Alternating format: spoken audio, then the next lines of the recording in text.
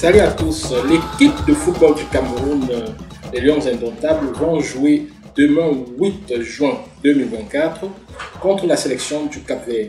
Mais c'est un match totalement différent de tous les matchs que cette équipe a joué depuis très longtemps, parce que justement, depuis pratiquement début avril 2024, une sorte de guerre froide ou alors chaude se mène entre le ministère des Sports du Cameroun et la Fédération camerounaise de football.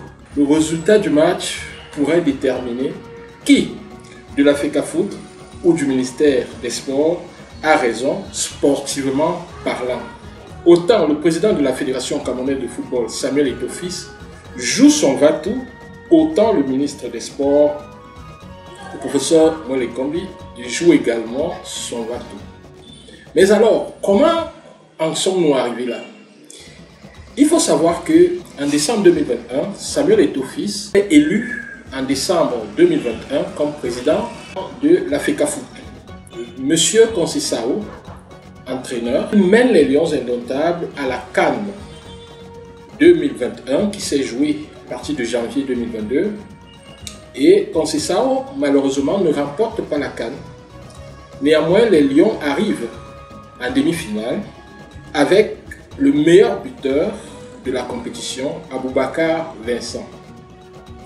Après la CAN, les Lions doivent jouer 2 matchs contre l'Algérie afin de se qualifier pour la Coupe du Monde 2022 qui a eu lieu au Qatar.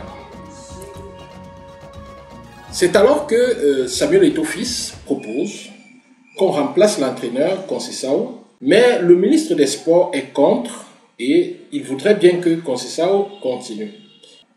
C'est alors que Samuel Eto'o active ses réseaux au niveau de la présidence et obtient que Conceição soit remplacé. Et il propose son ami, son ancien coéquipier, Rigobert Song-Barnak. C'est ainsi que Rigobert Song-Barnak arrive à la tête de l'équipe nationale du Cameroun et il remporte le match clé contre l'Algérie, ce qui lui permet de qualifier l'équipe pour la Coupe du Monde 2022. Jusque-là, tout se passe très bien. Mais il y a un certain nombre de choses qui se sont passées qui ont amené les Camerounais à se demander est-ce que Rigobert Song ou Samuel Eto'o ne sont pas toxiques pour l'équipe des Lions Indomptables. Donc je vais un peu lister. Mike Ngandou est écarté pour des raisons extra-sportives, je peux dire. André Onana est écarté du groupe pendant la Coupe du Monde pour des raisons extra-sportives. Avant d'aller en Coupe du Monde, les Camerounais ont observé au niveau de l'Algérie, lorsque les Lions s'entraînaient, le président de la FECAFOOT était sur la pelouse, en maillot, et s'entraînait également avec les Lions. Qui entraîne vraiment les Lions? Est-ce vraiment Rigobert Song? On se rappelle encore d'un discours d'après-match dans les vestiaires fait par le président de la FECAFOOT, Samuel Eto'o-Fils, alors que généralement, c'est le coach qui gère les joueurs dans les vestiaires. L'entraînement avec les joueurs en Algérie, le discours après le match contre, je pense, le Burundi, André Onana qui est écarté pendant la Coupe du Monde, Mike Ngandou qui est écarté avant la Coupe du Monde, et lorsqu'on finit la Coupe du Monde, on sort au premier tour, alors que le président de la FECAFOOT disait à qui voulait l'entendre avant la Coupe du Monde que nous allons remporter cette Coupe du Monde. Jusqu'à ce niveau, je voudrais poser un certain nombre de questions. Vous allez à une Coupe du Monde que vous voulez remporter. Vous avez dans vos rangs le meilleur buteur de la Coupe d'Afrique, mais vous ne l'alignez pas. Quelles sont vos raisons? Quelles sont vos motivations? Je n'en sais rien. Je n'en savais rien jusqu'à ce qu'une vidéo d'Aboubacar Vincent sorte dans laquelle il dit clairement que le coach et le coach adjoint avaient décidé qu'il n'allait pas jouer pendant la Coupe du Monde. Pourquoi une telle décision? De qui venait une telle décision? J'aimerais bien comprendre. Lorsqu'il se qualifie pour la Coupe d'Afrique, il y a autre chose qui se passe. Choupo-Moting est également écarté du groupe pour des raisons extra-sportives. Lorsqu'on se rappelle qu'il y a eu un accrochage entre le père de Choupo-Moting, par ailleurs son manager, et le président de la Fédération camerounaise de football, Samuel Eto'o-Fils, on peut facilement penser que il a été aux manettes pour que Choupo-Moting ne soit pas appelé pour la CAN en Côte d'Ivoire. Donc voilà comme ça plusieurs choses qui ont amené à se poser des questions sur la gestion de cette équipe par le président de la FECAFOOT. Et pendant le match contre le Ghana, l'un des matchs, je crois, au 8e de finale, les officiels camerounais assis sur les bancs communiquaient en permanence avec quelqu'un d'invisible qui semblait donner des directives qu'il fallait respecter. Et lorsque les Camerounais ont observé ça sur les écrans, ils se sont dit certainement ils sont en train de communiquer avec Eto'o. Tout ce que je venais de dire a fait penser aux Camerounais que cette équipe, ses dirigeants, le coach également, ne sont pas libres. Et il y a quelqu'un qui tire les manettes. Les Camerounais ont rapidement compris que Rigobert Song était certainement une image, une photo, et que à un grand pourcentage, plusieurs décisions pourraient venir du président de la FECAFOOT. Le 10 février 2024, après l'élimination honteuse de l'équipe nationale du Cameroun de la CAN ivoirienne, le président Paul Biya du Cameroun, lors d'un discours à la jeunesse, précise qu'il comprend la déception et que l'État met assez de moyens dans cette équipe et que les Camerounais sont en droit d'attendre des victoires proportionnelles aux investissements. Le président rappelle que les instructions ont été données au ministre en charge des sports pour que les choses changent. En bref, il pouvait donner les instructions, monsieur le président, au président de la FECAFOOT pour que les choses changent. Mais il ne l'a pas fait. Il a donné les instructions au ministre des Sports pour que les choses changent. C'est ainsi que, en début avril, lorsque le ministre des Sports nomme le coach et le staff, lorsqu'on regarde les personnes qui ont été nommées, on se rend compte que le choix de l'entraîneur, de ses adjoints et de toutes les personnes qui pouvaient graviter autour de cette équipe a été fait avec une seule intention, un paramètre fort, mettre des gens à même de dire non au président de la FECAFOOT. C'est ainsi que Marc Brice a été choisi, certainement pour sa forte personnalité. Vous avez vu dans toutes les vidéos, il est toujours prêt à dire, écoutez, c'est moi le boss. C'est moi le boss. Quand il s'agit de l'équipe, je suis le boss. Alors vous devez m'écouter. Vous devez m'écouter. Donc il est prêt à le dire à qui veut l'entendre. Laissez-moi faire. Après, jugez-moi sur les résultats. Mais pour l'instant, laissez-moi bosser. Donc, on a mis également Oman Biyik, qui n'est pas toujours d'accord avec ce que fait le président de la FECAFOOT.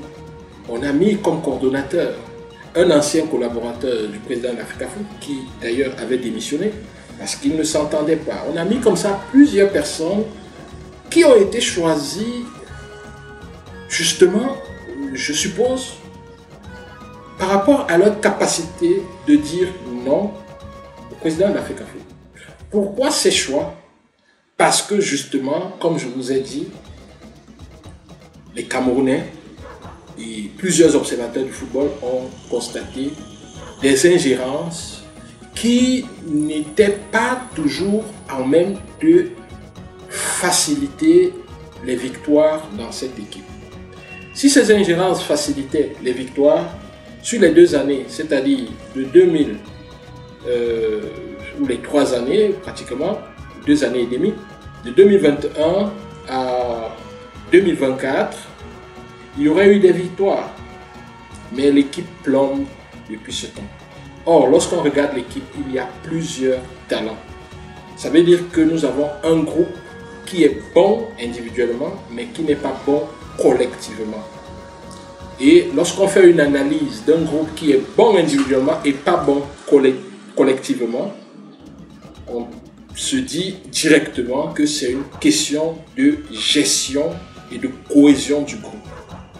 Alors, pour ramener cette cohésion, le gouvernement a bien voulu laisser le président de la FECAFOOT de son côté et organiser les choses d'une autre façon.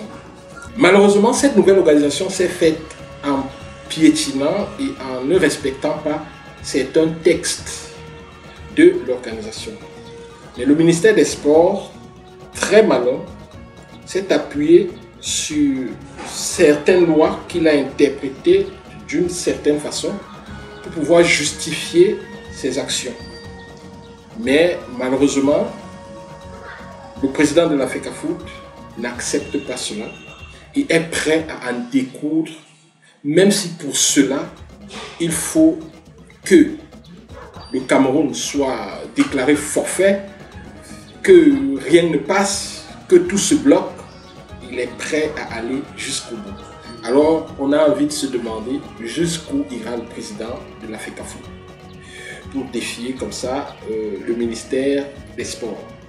Pour moi ici, il n'est pas question de dire je supporte le ministère des Sports, je supporte la FECAFOOT. Nous sommes des personnes, nous avons travaillé dans l'administration, nous savons un peu comment ça fonctionne. Lorsque la hiérarchie prend une décision, elle peut être bonne ou mauvaise. Il faudrait faire attention. Il faut savoir jusqu'où on peut aller avec le bras de fer. À un certain moment, il faut arrêter et laisser la vague passer. Et parfois, le futur, les événements vont vous donner raison. C'est malheureusement cela qui manque au président de la FECAFOOT. Et chaque fois des communiqués sortent et tout, des communiqués sortent. Et l'un des derniers communiqués de l'heure m'amène à me poser d'autres questions. Dans le communiqué, vous voyez clairement, il parle de Marc Brice et il parle de l'animosité de Marc Brice. Quand vous parlez de l'animosité de quelqu'un, vous êtes en train de dire que en fait, cette personne est un animal. Donc vous êtes en train de l'insulter animal.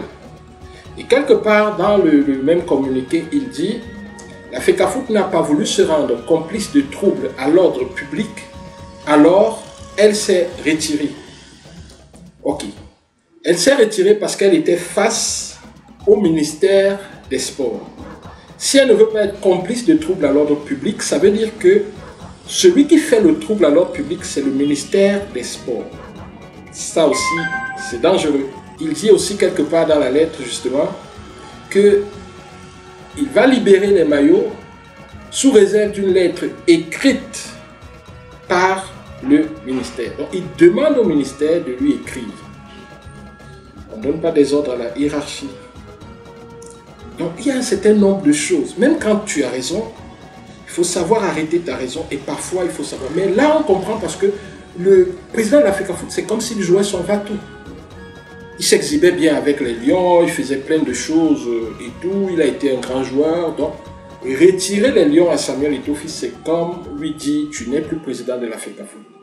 C'est certainement l'une des raisons pour lesquelles il s'accroche Et je pense que dans la logique dans laquelle il est parti, il est prêt à abandonner s'il se rend compte qu'il a perdu le contrôle des Lions indomptables. C'est là que nous sommes rendus. Mais comment sera le match de demain? Les Camerounais, si c'est cette équipe s'appelle toujours les Lions indomptables, ils remporteront ce match. Ils ne peuvent pas le perdre. Vous voyez l'ambiance dans l'équipe. On a même l'impression qu'ils sont heureux qu'on ait écarté Eto'o-Fils de leur gestion. Donc, pour prouver qu'il faut qu'ils restent à l'écart, je vous garantis qu'ils remporteront le match de demain avec un score lourd. Le Cap-Vert n'a qu'à bien se tenir. Le Cap-Vert n'a qu'à bien se tenir. Ils auront chaud demain. Parce que ce n'est pas du football qui va se jouer. C'est est-ce que vous avez eu raison de mettre le président loin de nous ou pas? C'est ça qui va se jouer demain. Donc vous allez voir le match demain. Si vous voulez voir du football, regardez le match de demain. Et on va se retrouver après. Sur ce, je vous dis merci. Au revoir et à très bientôt. C'était le docteur Emmanuel Ngara et c'est mon avis comme ça sur l'actualité du football de mon pays, le Cameroun. Bye bye. Pour vous aider à démarrer rapidement dans l'aventure, un livre électronique, le guide gratuit de l'e-commerce Made in Turkey and China. Vous pouvez trouver dans ce guide-là plusieurs astuces qui peuvent vous permettre d'organiser votre business et de démarrer et d'aller très rapidement. Le guide a une valeur de 17 €, mais je le distribue gratuitement actuellement. Donc, vous ne perdez rien à télécharger ce guide. Maintenant, d'un moment à l'autre, ça peut changer. Il peut prendre son prix normal, c'est-à-dire qu'il peut être commercialisé à 17 €, à 7 €, à 10 € et même plus. Donc, je vous conseille de le télécharger rapidement en cliquant sur le lien en bas. Tant qu'il est gratuit, vous ne perdez rien. Vous le téléchargez, juste vous le gardez dans votre email ou dans votre ordinateur et puis vous pourrez le lire facilement parce qu'il est facile de lecture et il vous donne des tableaux qui vont vous permettre de vous organiser de manière très simple lorsque vous voulez entrer dans le e-commerce. Que ce soit des achats en Chine ou en Turquie, vous trouverez votre compte parce qu'il va vous révéler plein de choses que moi j'ai appris sur le terrain après avoir perdu de l'argent, du temps et même des amis.